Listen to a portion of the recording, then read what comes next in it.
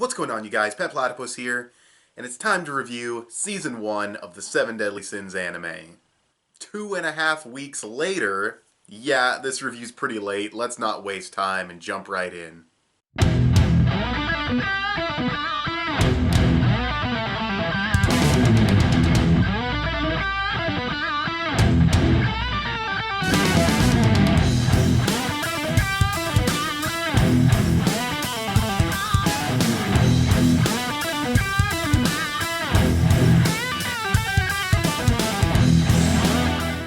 For those of you who don't know, here's how my reviews work. First, we talk about the story and the setting, then we talk about the characters, and then we talk about the technical aspects, meaning animation, sound design, and pacing.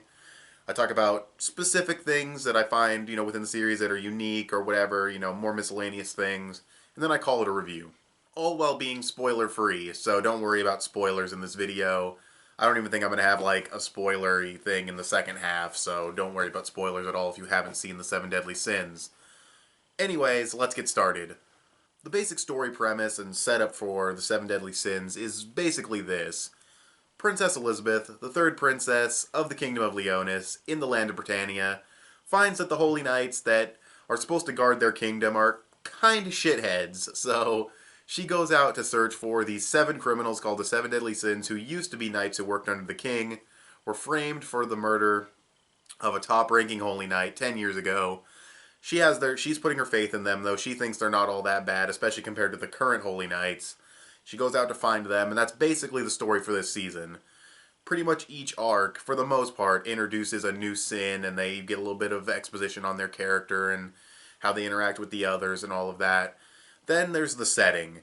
The setting, I'm not going to say that it's like disappointing or anything because it totally gets the job done. It's a medieval fantasy world. You've got the fairyland and you've got the Giants clan and stuff. So there's different species that inhabit the world, but the world itself is just rather okay. There's a couple of places like the Capital of the Dead and the Fairy King's Forest that add to the world building, but overall it's just kind of a standard,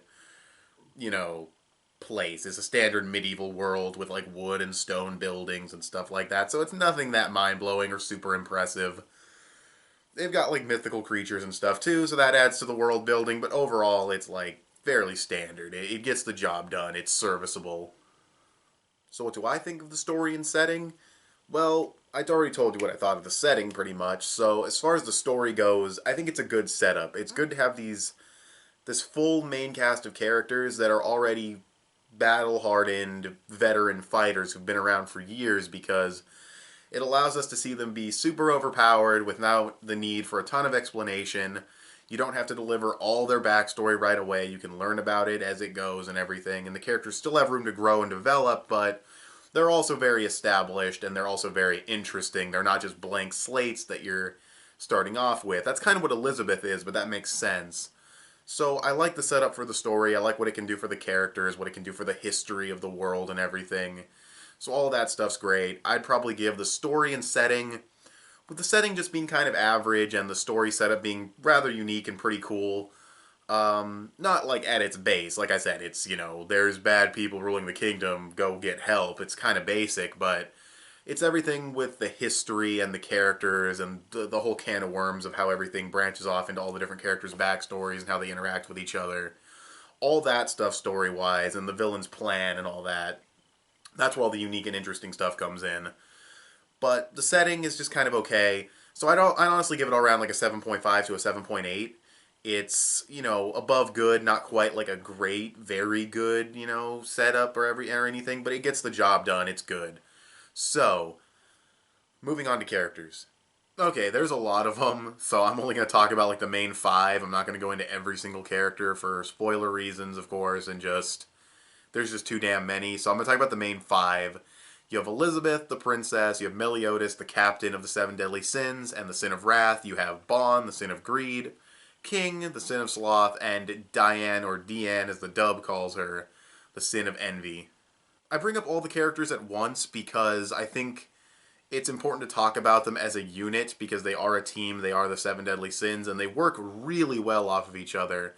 Each one is very different from each other, not only in terms of personality, but even in terms of design.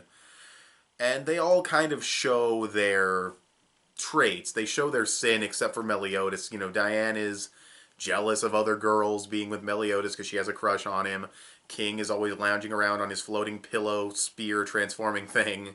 And you got Bond, who can be greedy at times, and his whole ability has to do with stealing people's energy to fucking for himself, so they get weaker, he gets stronger. Very hacks. And Meliodas is the kind of character where he's happy-go-lucky, he gives off good vibes, he's a great main character with a lot of good backstory and mystery to him, why he's so old, why he appears to be semi-immortal, seeing as how he still looks like a kid years and years after, you know, when we see him in flashbacks. So that's interesting. So he's a really interesting character. He's got weight to him. He carries a lot of burdens, but he's also still got that happy-go-lucky, good vibe, you know, thing going on. You watch him fight, and it's just awesome because he fights uniquely because you can tell he's never going all out. He never throws a punch like you'd see in other series where it's like, you know, they put everything into it and they have the big scream and everything. He doesn't really do that because you know if he did that, he'd kill everybody in a single hit. So he holds back when he fights, and it looks very cool. And then you got the other characters. Combat-wise, they're all pretty good and all different from each other for the most part. Diane uses basically earthbending, which, of course, love earthbending. If you know anything about my love for Avatar and The Legend of Korra, earthbending is my favorite element, so I love that. Then you've got Bond, like I already explained a little bit of his power, and then he has like a nunchuck that he uses. All the combat from all the characters is great. King's spear, even though I like a more hands-on approach, King still fights in a really cool and unique way. So, yeah, but all the characters have these really good backstories, and some of them knew each other in the past, or they were connected by a particular character. So that's all really cool, and it works. You feel the camaraderie between the characters, you feel like they have this history, they're funny, they have a little bit of depth, they have good backstories. All in all, I'd give the characters a solid 9 to 9.5 out of 10. They're all really good characters. I didn't mention Elizabeth too much, mainly because, I mean, you take one look at her and you know what she is. She is the shy, you know, oh, you know, Lord, she has the fucking shy, proper talking, you know, timid attitude, but, you know, that heart of gold and strong will and all that. There's definitely important aspects to her character, like she's the reason the sins are coming together. There's something else even bigger with her towards the later episodes, but aside from those two things, her personality and all that and the crying, it's been there, done that in other series. She's not that interesting. From that point of view, from that, you know, that aspect of her is not that interesting. But then she has that thing that happens late in the series or late in the season, I should say. And then there's, of course, the fact that she's bringing them all together. That's obviously the main focal point. So she is useful. She has her purpose. It's just personality-wise, she's kind of whatever. But those are the characters. How is the series constructed? And by that I mean animation, sound design, pacing. In terms of sound design, the music, if you've seen Fairy Tail, it's a very similar soundtrack to that. I think it's the same animation studio as well, but I'm not too sure. It works for this kind of series, though. It works for Fairy Tail, too, and this one isn't exactly like Fairy Tail, but it has a couple of songs that are similar. It fits. The epic music sounds nice and badass when there's cool shit going on. It makes it feel grand. You have the other upbeat music and the calm music. All of it works really well. It's not even a criticism, it's really not even a nitpick, I think it's just worth mentioning that the soundtrack isn't that, like, standout. It's good, it fits when it's happening, all that stuff's fine. It's not like a standout soundtrack that I personally would go out and listen to on its own. You know, when I'm drawing or I'm out on a walk, I'll listen to, like, some One Piece music, some Toriko music, because Toriko has better music than the anime itself. JoJo music occasionally, you know, a lot of really good soundtracks there. Dragon Ball Z Kai. But for Seven Deadly Sins, I've never really, like, it doesn't stand out that much, so it's not like a above and beyond great soundtrack, but it works. So yeah, I'm not falling like, it couldn't be amazing, what the fuck, like, no, I'm not saying that. It's perfectly serviceable, more than serviceable for the series. Now let's talk about the animation. The animation, for the most part, is really good, except for one minor thing, and I'll talk about that at the end, but overall, the animation is fluid, it's fast-paced, the artwork, for the most part, is well-drawn. There are artwork hiccups here and there where the artwork looks a little bit wonky. More often than it should probably happen for a seasonal series, but I know animation's hard, so I'm not, I can forgive, but yeah, it's got a little bit of animation artwork hiccups here and there. That's not what I was talking about, though. That was just an artwork thing. In terms of animation, my only real problem is whenever characters do rapid punching or like a rapid attack, it always looks kind of off. It looks wonky. I don't know if it's because they're using too few frames or how they're angling it, but like there's a moment where Meliodas, the main character, he's doing a rapid punch and he's just kind of posed like this, and you see all the fists flying, and it looks cheap. It doesn't like One Piece has better rapid punch animation, JoJo has better one punch anime or one punch rapid punch animation. So and One Piece is a weekly series. The animation difference, like seasonal, always has better animation than weekly, so that's pretty problematic, but they don't do rapid punches all the time, but when they do happen, for some reason, they always appear to be a little bit weak to me. Maybe it's how the person they're hitting looks when they're getting punched, or maybe it's the lack of frames or lack of impact, maybe. I'm not too sure, but those scenes looked very, very cheap and out of place. Everything else looks great, though. The fighting is nice and unique, fast-paced, but not like so fast you can't tell what's happening. It's cool. They do unique things when they're fighting. They throw in headbutts at awkward times where you wouldn't really expect one. They throw in these cool, different ways of fighting. It's cool. So the animation overall is nice, unique, badass, all that stuff. They don't like reuse shots very often, or if at all, I don't think. So that's great.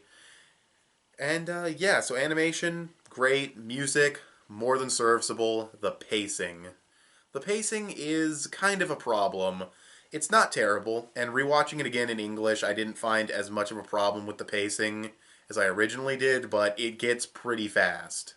They tried to do essentially 100 chapters in 24 episodes, skipping one small arc, heavily condensing another arc, and cutting out a lot of, like, not important scenes, but scenes that help the story flow in the manga better for the final arc. And with this pacing, I feel like it'd be better to go into spoilers to talk about the specific moments, but there's just times where like, oh, that important character just showed up, like towards the end, like I want to say like maybe episode 20, 21 or so. A really important character shows up at the very end of the episode, and it's like, well, that just happened. Not a lot of build up. It just kind of happens because the pacing is so fast. And there's a moment where a character gets maybe like in the second to last episode, a character takes an injury where it's like, oh my god, did they just die? But it happens so quick that you're just like, wait, like, okay, they're probably gonna be okay, but that's weird. Like, why would you just go through it so quickly? And then another character just pops up out of nowhere to use an attack towards the end in the final episode, and it's like, where did he just come from? And in the manga, all of this is done much better. There's more build up to it. There's more setup. It flows better.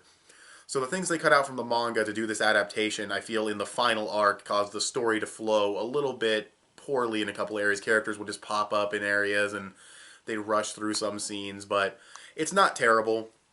The real reason I have a big problem with it is because the first half is fine. The pacing is really good. They let the quiet moments happen. They let it build the atmosphere and everything. They use the music effectively.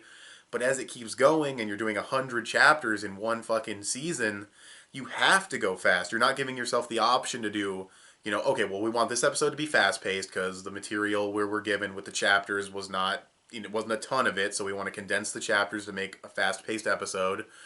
But then maybe for this one, we'll do a little bit slower. You don't give yourself that option when you try to do a shit ton of chapters in one season, so that's kind of a problematic issue with the pacing, but if you're just watching the series and you've never read the manga, you'll probably be okay with it.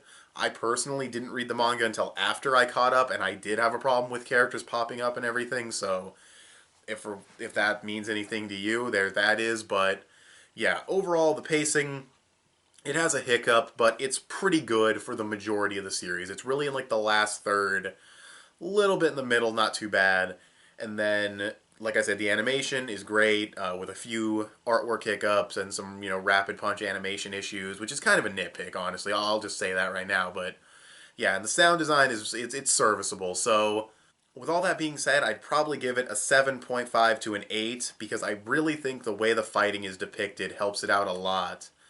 The fighting's really good, and it's almost every episode has fighting and cool combat and something crazy happening.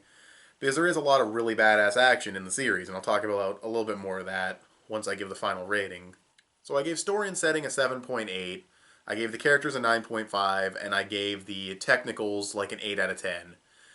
Putting all that together, we average out to around an 8.5 series, but how do all of those things come together? How is it all executed? How does the music complement the animation, and do the characters elevate it? They do. You can break something down, look at it from all its aspects, but when it all comes together, that's what really matters. And the action's really cool because of these great characters. The story is great because, you know, the setting matches really well, and the story setup and what it allows for with the characters interacting and their backstories and how the story is executed. All of it comes together very nicely. I would give the Seven Deadly Sins a solid 9 out of 10. With all that being said, I do recommend the series. I do recommend the manga over the anime. I think the manga is superior. I think some shots, the artwork just looks better in the manga on certain attacks, and I also think that the pacing is better and the story flows better, and you get a lot more little added in scenes. Especially the final arc, there are quite a few changes. The last episode in particular wraps things up very differently than the manga does for that arc. I actually don't know how they're going to go into season 2, considering how they ended season 1. But yeah. So, I don't know. I recommend the manga, but if you want to check out the anime, it's pretty damn good. Like I said, a solid 9 out of 10 on its own. I think it's a really good season. It leaves plot lines open for you to see, you know, where they go in a second season, but it also wraps up its main big story arc with the Holy Knights, so you are going to get a complete package season with plot lines and a couple other sins that you haven't seen yet and everything. So with all that being said, I'm going to sit with that 9 out of 10 and wrap up. I do apologize for this video coming out nearly 2.5 weeks late. It took me longer to finish watching the series than I originally intended, but, you know, this next part of the review is just going to be me kind of talking about the English dub a little bit. So if you don't care about that and you're fine with the rest of the review, you know, it's done, you know, 9 out of 10, all that. Thanks for watching this video. Tell me what you guys think of the Seven Deadly Sins in the comment section below. Follow me on Instagram. I post things there sometimes. Give this video a thumbs up. That would help me out a lot. Subscribe if you haven't already, or if you like what you've seen here. And I'll talk to you guys later. If you're still here, just a quick thoughts on the English dub. It's really good. It's got really good voice acting. All the voices fit the characters really well. The dude who plays Bond, he plays Joseph Joestar in the JoJo's Bizarre Adventure dub, and he also plays Number One from Codename Kids Next Door, which is a Cartoon Network show if you haven't seen it, and he uses a British accent for both of those characters, a really good one. So I wasn't sure if this guy was British or what, but I guess he just has a really good British accent because his Bond, it's not there, and his Bond voice is awesome. So all the voices sound really good, and they feel like inspired choices too. They all fit the characters really well, and they're unique in their own ways in their delivery. So the dub is really good. Sadly, I think it's done by Aniplex, which sucks because Aniplex fucking, I swear, they fucking, here's a fucking Blu-ray set with half an episode for $50. Here's an art book and some postcard things, and it's like, I just want a Blu-ray. Fuck the book, fuck the cards. Can I get a decent amount of episodes? But no, they have like those ridiculous prices. So that's gonna suck because I would like to buy the series on Blu-ray, but we'll see what happens. Maybe they'll price it fair. Maybe it won't even be on Blu-ray because it's a Netflix. That's another fucking thing about the dub. It's on Netflix, and they say a Netflix original series. That's a fucking lie. It's not a Netflix original series. So that's weird. I love how they can just lie like that. But anyways, that's the video. So one more time, for those of you who are still watching, thanks for watching this video. Tell me what you guys think of the English dub of the Seven Deadly Sins in the comments section below. Follow me on Instagram. I post things there sometimes. Give this video a thumbs up. That would help me out a lot. Subscribe if you haven't already, or if you like what you've seen here. And I'll talk to you guys later. Bye.